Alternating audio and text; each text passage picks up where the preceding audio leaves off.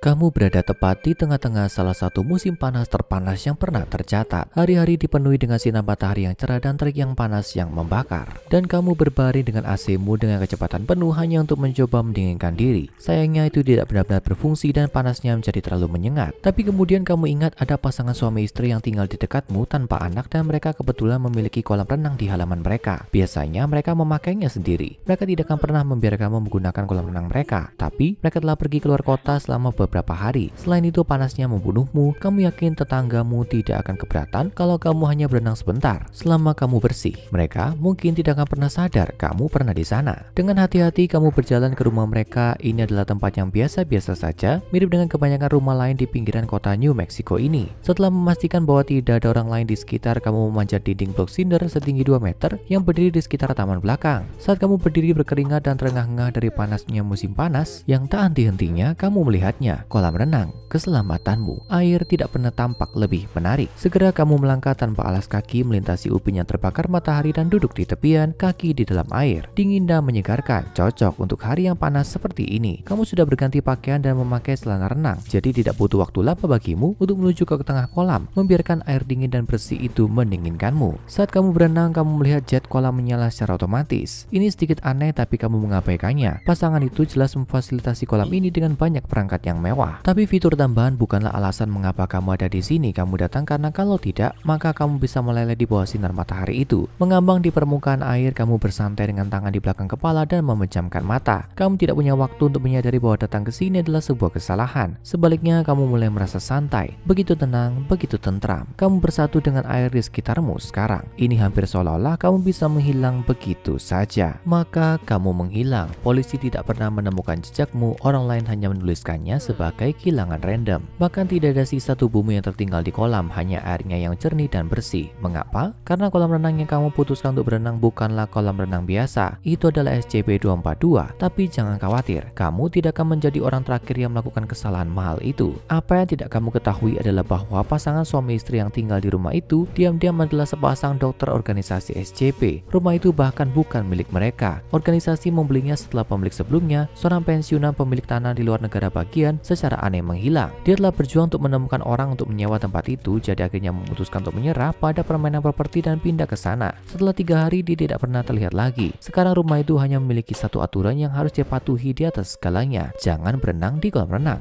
SCP-242 setidaknya bagi mata yang tidak terlatih hanyalah sebuah kolam renang panjangnya 9 meter, lebar 4,5 dan menampung sekitar 53.000 liter air kolam steril. Seperti yang kami sebutkan sebelumnya, itu bakal memiliki beberapa fitur bagus seperti jet air terjun ganda, dan unit vakum bawah untuk menyedot kotoran apapun. Dan yang kami maksud adalah kotoran apapun. Karena SCP-242 memang menggunakan nama lain, kolam renang pembersih mandiri. Dan meskipun itu mungkin tidak terdengar seperti firasat atau dramatis seperti Raja Scarlet atau Tengkorak Wendigo atau pria jahat yang mengerikan dengan kejahatan tertinggi. Oke, kami mengarang yang terakhir. Kami dapat meyakinkanmu bahwa kamu tidak pernah mau mengalami takdir karena berenang di kolam ini. Ada insiden beberapa waktu lalu direkam oleh organisasi melalui kamera tersembunyi rahasia. Rumah tempat SCP-242 dapat ditemukan telah dibiarkan kosong untuk beberapa waktu. Dan sekali lagi beberapa oportunis memutuskan untuk mengambil keuntungan dari kolam renang yang kosong. Kali ini pasangan pria dan wanita berusia awal 20-an. Mereka memanjat dinding belakang, menanggalkan pakaian dan bahkan mencuri beberapa rakit tiup plastik dari gudang di halaman belakang rumah. Jet airnya menyala sendiri mengejutkan gadis itu, tapi pacarnya menyuruhnya untuk tidak khawatir. Filter untuk membersihkan kolam mungkin karena timer otomatis kan? Tentunya itu tidak akan menjadi sesuatu yang perlu dikhawatirkan. Setelah berenang bersama selama sekitar 24 menit, pasangan itu setuju bahwa airnya terasa hangat bahkan geli. Keduanya naik ke rakit mereka, akhirnya tertidur sambil masih berpegangan tangan. Tapi hampir setengah jam setelah jet dimulai, ada sesuatu yang menyebabkan kedua rakit itu meledak. Pasangan itu terbangun dikejutkan oleh dentuman keras dari rakit yang terbelah dan tercebur kembali ke dalam air. Kolam di sekitar mereka segera mulai berbuih keras. Aliran darah merah tua berputar-putar di air saat pasangan itu berteriak ketakutan dan kesakitan. Keduanya berusaha mati-matian berenang ke tepi berharap bisa meninggalkan kolam dan selamat. Namun sayangnya rencana itu tidak berhasil. Sebelum mereka bisa mencapai tepi, pria dan wanita itu ditarik ke bawah permukaan air yang mengamuk. Anggota badan mereka meronta-ronta karena mereka masih berusaha dengan sia-sia untuk melarikan diri. Akhirnya mereka menghilang di bawah air yang merah dan berdarah. Buih perlahan mulai tenang dan warna merah di kolam menghilang, sekali lagi menjadi jernih setelah 48 detik. Pasangan itu tidak pernah terlihat lagi dan cerita karangan dibocorkan ke pers oleh organisasi SCP 2 minggu setelah mereka hilang. Kata mereka, pasangan itu kawin lari bersama di suatu tempat di Meksiko. Meski itu itu terdengar jauh lebih baik daripada apa yang sebenarnya terjadi pada mereka. Jadi kolam renang ini jelas memiliki beberapa sifat anomali, itu sangat jelas. Tapi apa sebenarnya sifat itu? Bagaimana tepatnya SCP-242 bekerja? Apakah ini pintu gerbang interdimensional yang menyeret orang ke alam semesta alternatif yang buruk kalau mereka menghabiskan waktu terlalu banyak untuk berenang di dalamnya? Atau apakah kolam renang itu sendiri adalah makhluk hidup karnivora yang memikat manusia hanya untuk melahapnya? Mungkin alirannya penuh dengan piranha kemakan daging yang tidak terlihat yang dapat mengupas daging dari tulang dalam hitungan detik. Ya,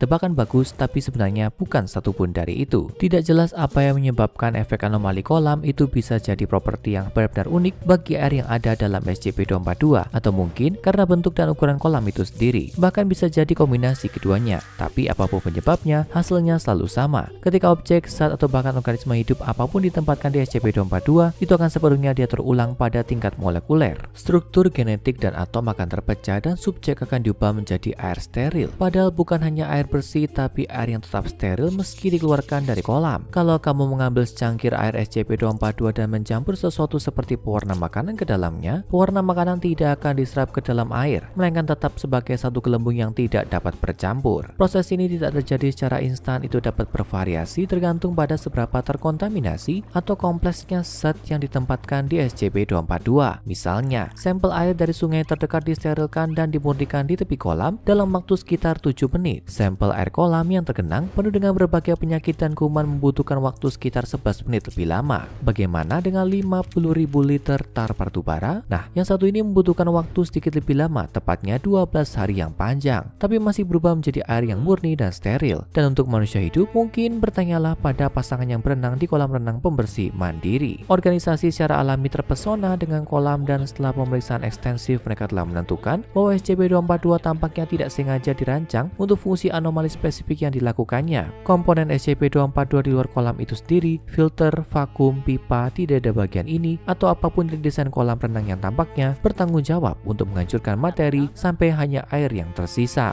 Kamu mungkin telah memperhatikan bahwa dalam kasus pasangan naas yang berenang di SCP-242, fitur jet air dan air terjun diaktifkan sendiri secara otomatis sebelum kematian suram pasangan itu. Entah bagaimana fitur-fitur ini dapat diaktifkan tanpa memerlukan listrik, karena memutuskan kolam dari sumber listrik tidak akan menghentikan jet dan air terjun untuk aktif setelah zat non-air ditempatkan ke dalam SCP-242.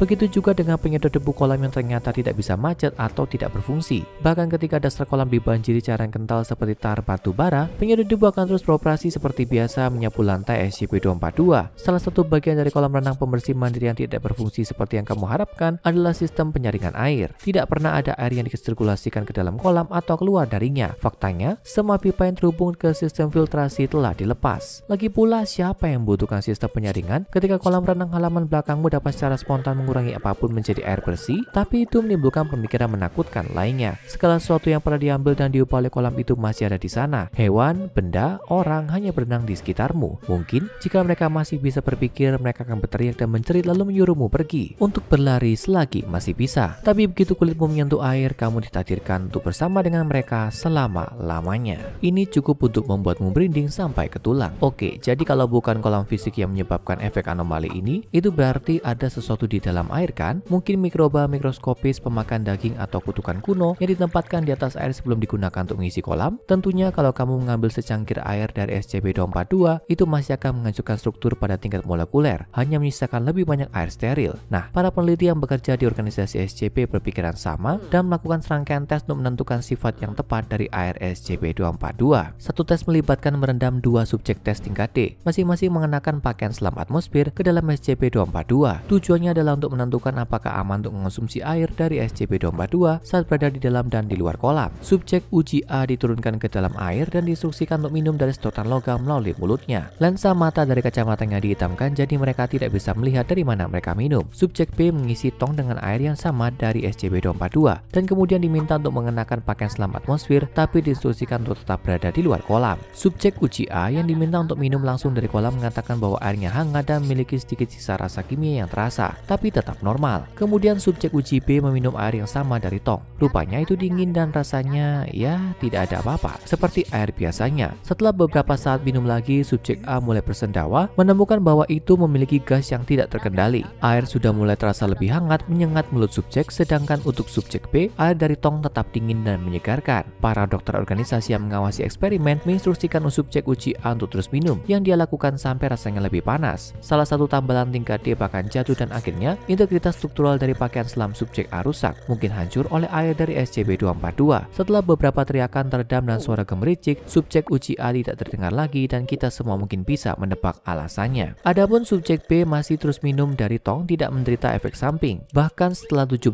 jam yang panjang, tidak ada perubahan psikologis atau fisik yang nyata. Bahkan urinnya tidak menunjukkan tanda-tanda kelainan. Air dari SCP-242 yang tersisa di dalam tong menguap seperti biasa, tidak meninggalkan residu atau indikator apapun yang membuat mengapa mengeluarkan air dari kolam membuatnya lebih aman untuk diminum daripada air yang sama di kolam. Mungkin pesan moral dari cerita ini adalah berhati-hatilah di mana kamu memilih untuk berenang. Kalau tidak, itu bisa menjadi yang terakhir bagimu. Sekarang tonton SCP-5545 Terowongan Misterius di Antartika Abnormalitas dan SCP-1981 Ronald Reagan terpotong saat berbicara dan SCP-095 untuk SCP tingkat aman yang lebih aneh dan menarik.